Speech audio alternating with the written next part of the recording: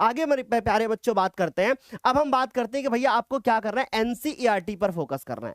अक्सर बच्चे क्या करते हैं, बोलते हैं सर हमारे स्कूल में तो ये वाली किताब चलाई जाती है, तो उनको लगता है कि यहीं से पेपर आएगा। भाई बोर्ड का पेपर किसी एक स्पेसिफिक बुक से नहीं आता है। यदि आपको ये लगता है कि हमारे स्कूल में ये किताब चलाई जाती है इसी से पेपर आएगा, तो आप शायद गलत सोच रहे हो। जो बोर्ड का पेपर बनता है वो 80 से 85% आपका एनसीईआरटी के क्वेश्चंस ही होते हैं।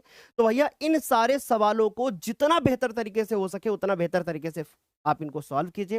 बाकी मैं आपको बताना चाहता हूं कि हमने साइंस में और मैथमेटिक्स में एक सीरीज चलाई थी जिसमें हम एनसीईआरटी का हर एक क्वेश्चन आपको सॉल्व करके दे रहे हैं मेरे प्यारे बच्चों। आगे बात करते हैं कि भैया कक्षा 10 की एनसीईआरटी किताबें हमारे लिए महत्वपूर्ण है। अब इनको कैसे पढ़ना है वो समझो। सबसे पहले थ्योरी को आप पढ़ने की कोशिश करिए और उसको हाईलाइट करके आप नोट्स बनाइए।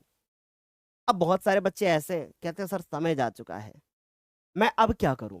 तो भाई यदि आप ज्ञानोदय से पढ़ रहे हैं तो आपको नहीं करने की जरूरत है ये सब चीजें, क्योंकि ऑलरेडी हमने एक एक एनसीईआरटी लाइन को कवर कर रखा है। जब भी मैं चैप्टर पढ़ाता हूं तो इसमें एनसीईआरटी का हर एक छोटा छोटा पॉइंट में कवर करने की पूरी कोशिश करता हूं। तो जो ज्ञानोदय का छात्र है उसको इस चीज की टेंशन लेने की जरूरत नहीं है। आगे बढ़ते हैं।